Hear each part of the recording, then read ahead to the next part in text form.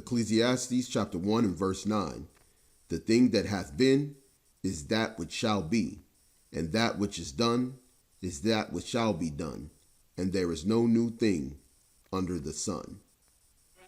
I want to give all praises and glory to Yahawah, bahasham, Yahawashi, and double honors to the apostles and elders of Yasharahla, and salutation to the Ahchyam throughout the four corners of the earth, preaching the truth and sincerity, and keeping the faith of Yahawashi and the gospel.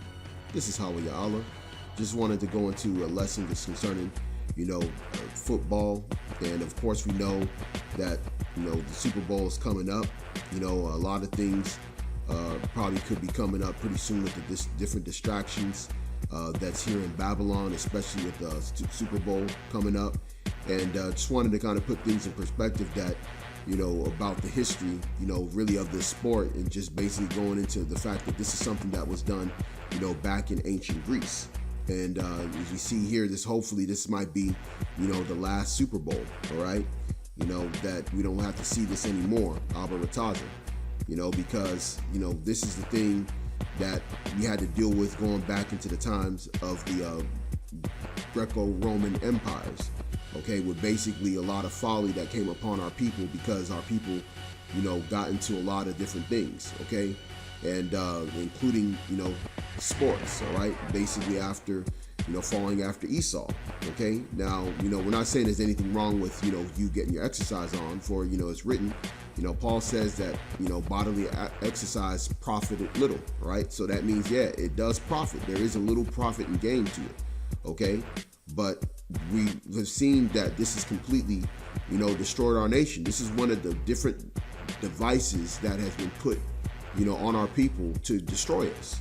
And that's the reason why Jake has no motivation, really for the Most High, for Yahweh, bahasham, Yahawashi, because of one of these devices, which is, these sports, okay? And just kind of going into the history of football, this is on the Wikipedia, it talks about football in Greece, okay? Now, when you go into the history of football, it says, the history of Greek football says the ancient Greeks are known to have played many ball games, some of which involved the use of the feet. The Romans game, bahasham, is believed to have been adopted from the Greek team game known as Episkyros. All right? So, hey, this right here, Episkyros, is actually football. Okay, now it says here, which is mentioned by a Greek playwright, Antiphanes, and later referred by the Christian theologian Clement of Alexandria. Now, if you notice the years, that this was in, if you look at the playwright, this is around the time that Jake was starting to be Hellenized, all right? When the time of Alexander the Great, when he rose into power, all right? And then after that, you had, Antiochus Epiphanes, who pretty much was over, our region and land, and had our people, a lot of our people get into this, which we'll get into in the scriptures on. So if you look at the time frame, because I was around 330 BC was when the Greeks took over, right? The Edomites, Greeks, took over and started to Hellenize our people. So it's no coincidence that happened, that this was written and talked about around this same time. Okay, now it says here that these games appear to resemble rugby football. Okay, which, is basically, American football is nothing more than modified version of rugby football, which is the version that they played. Now, I'm going to kind of get a little bit into, this game a little bit more to show you that this was actually what you would consider football that is played here in Babylon, okay? Now, you go into Episkyros, it says here that Episkyros was an ancient Greek ball game, all right? Highly teamwork oriented. The game was played between two teams, usually of 12 to 14 players each, which now it's 11, okay? So when you go into it, it says here with one ball and the rules of the game, which allowed using hands, okay? That's what football is done, right? Using hands. Now, it's going to get a little bit more deeper. It says here, although it was a ball game, it was violent, at least at Sparta. Okay, now when it says it was a ball game, that it was violent, we know that American football, all right, is known to be a very violent game. All right. Now, how violent was it? It was very violent in Sparta. Now, who lived in Sparta? Israelites. All right, because the Spartans are Israelites. Okay. And so that's the reason why that game took on a higher level of meaning, or it went into its peak form, because Jake was doing it at the highest level. Right? When you watch American football, everybody knows that when Jake got into the game of football, it went on to another level compared to what Esau was doing. Right? So this is all something that has happened, going back into the time of ancient Greece, back when the Greek Hellenization process took over our people. Our people were more gung-ho about it. Our people were more into it than Esau even was. Even making it even more violent than they could make it. All right, because when Jake takes a hold of something, whether it's good or bad, Jake goes all the way. Okay, now when you go into it, it says here, there was a white line called the Episkyros between the teams and another white line behind each team. The teams would change the ball often until one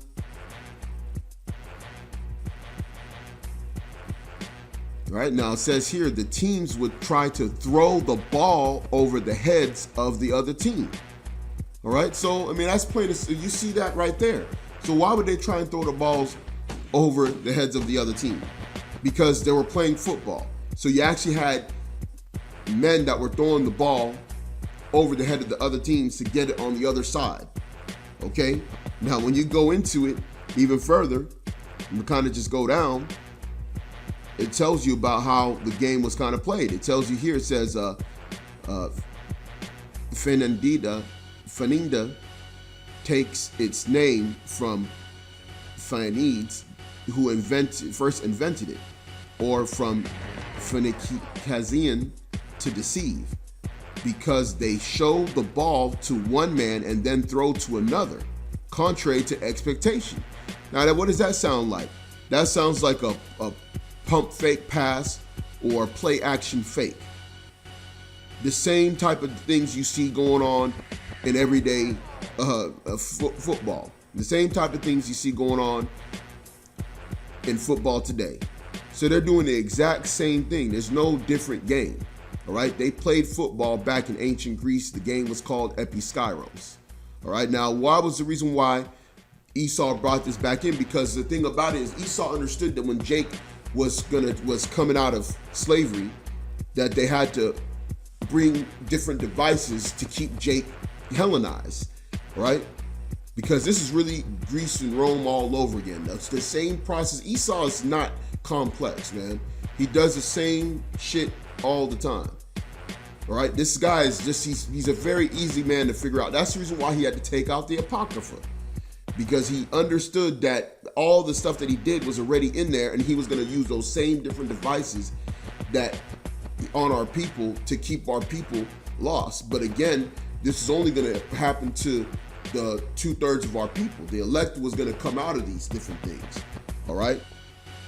So when you go into this, it's just kind of going into a little bit of the history. You're going back into 1 Maccabees chapter 1, starting at verse 11. It says, "In those days went there out of Israel wicked men who persuaded many, saying, Let us go and make a covenant with the heathen that are round about us, for since we departed from them, we have had much sorrow.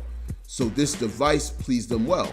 All right, so you had wicked men even today, all right, that were persuaded to sell out, right, to make an agreement with Esau that they're going to basically do after their ways.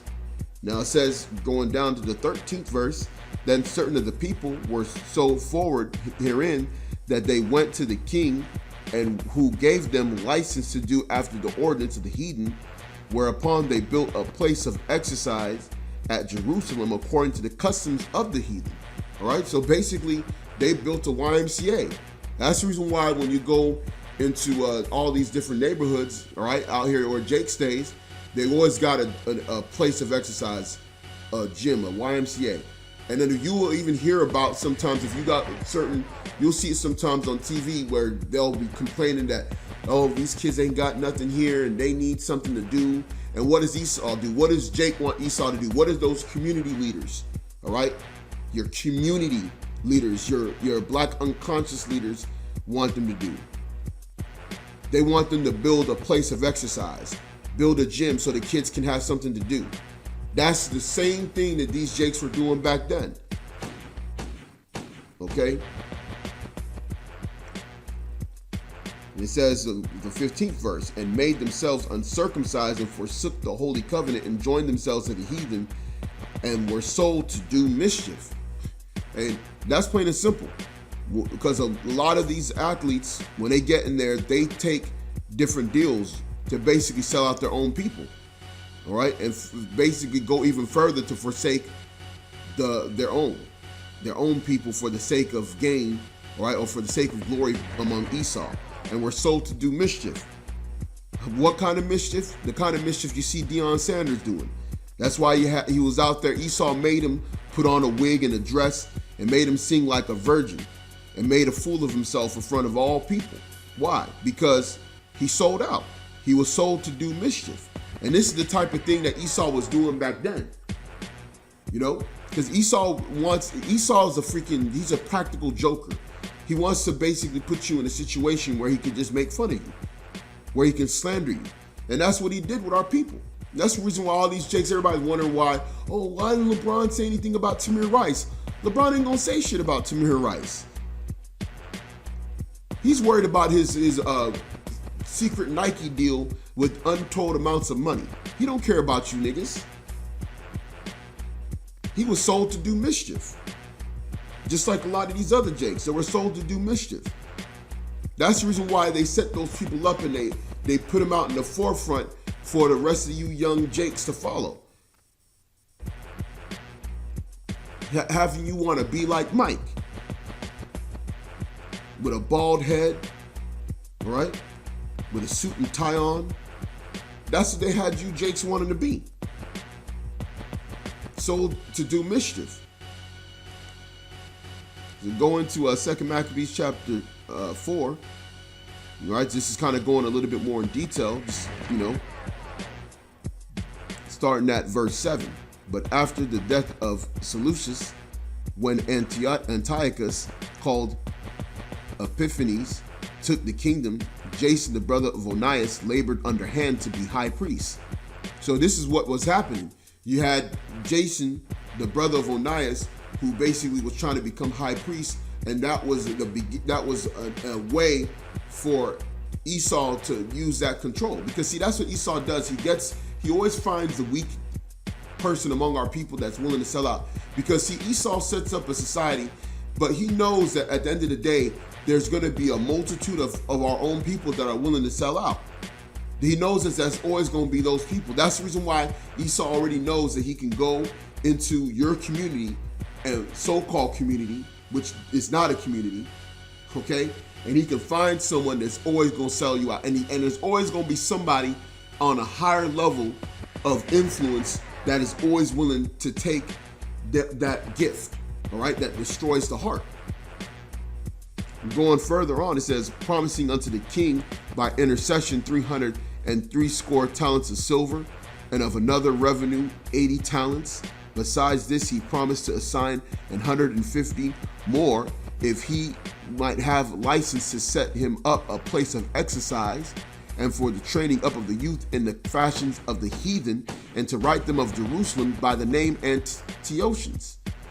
Okay? And that's what was happening. You actually had our people that went as far to take away their own names and to want to be called Antiochus. They didn't want to be called Israelites no more. They wanted to be called Antiochus. I mean, this is the thing that was happening. And you got stupid niggas out here trying to save the multitude of our people. Because they're the same people, man. They come in the same spirit. They actually really want to do they want Esau's society to continue. That's what they really want. Because they don't understand salvation. You have people that knew that they were Israelites and decided they didn't want to be Israelites no more. So how much more does somebody that doesn't want to be an Israelite. Then you got people out there that know they're Israelites, but they still want to keep after Esau's ways. So these people have always been around. These people are nothing more than Antiochians, man. That's what they are. Which when the king had granted, and he had gotten into his hand the rule of, he forthwith brought his own nation to Greekish fashion. And the royal privileges granted a special favor to the Jews by the means of John, the father of Eupolemus, who went ambassador to Rome for amnesty and aid, he took away. And putting down the governments which were according to the law, he brought up new customs against the law. And that's the reason why you got certain people that are bringing up new customs against the law, right? What's one of those new customs against the law, right? Not teaching the name. Like Nate, getting a 501c3. That was a covenant that's an agreement, okay? A 501c3 is nothing more than a covenant and agreement that is against the law. Because one, you basically have put yourself in an agreement with Satan. Okay? That's something that we're not supposed to do in the scriptures. You're not supposed to make an oath with the devil. Okay? Especially and then you're doing it in regards to the salvation of your own people. That's the reason why a lot of people are going to get destroyed. It says, for he built gladly a place of exercise under the tower itself and brought the chief young men under his subjection and made them wear a hat. That's the reason why when you see these Jakes, when they get drafted into the NFL and the NBA, they can't wait to put on that hat.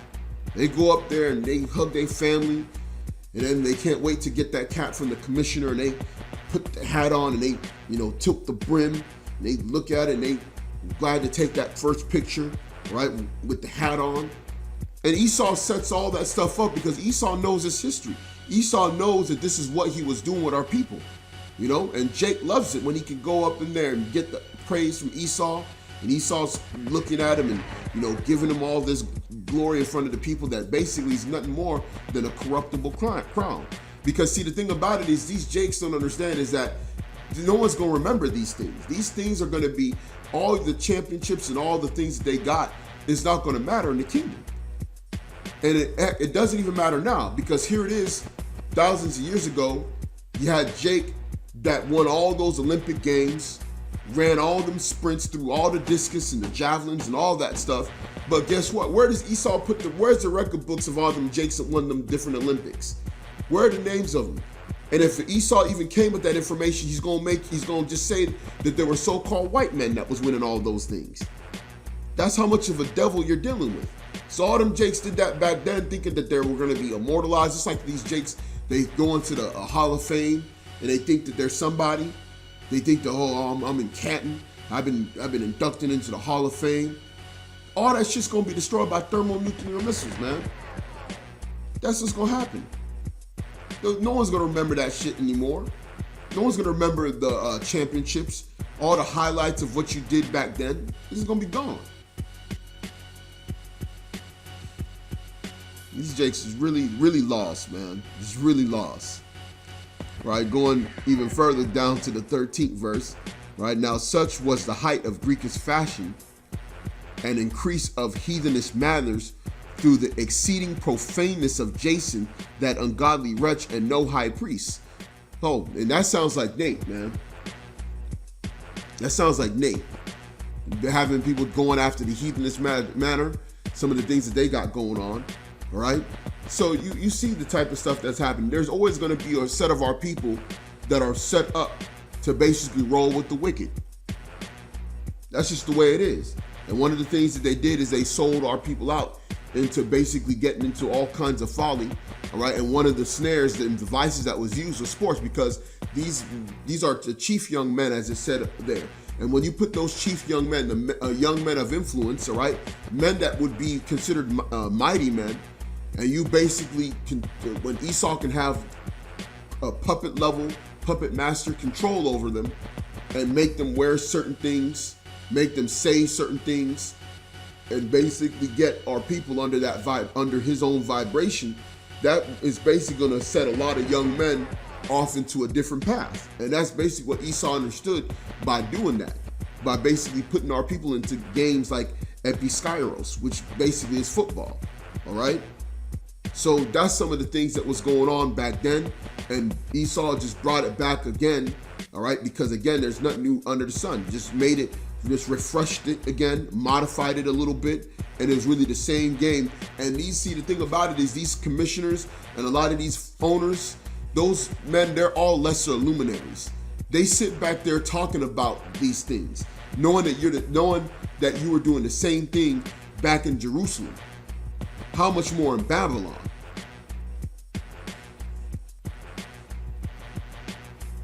Crazy, man.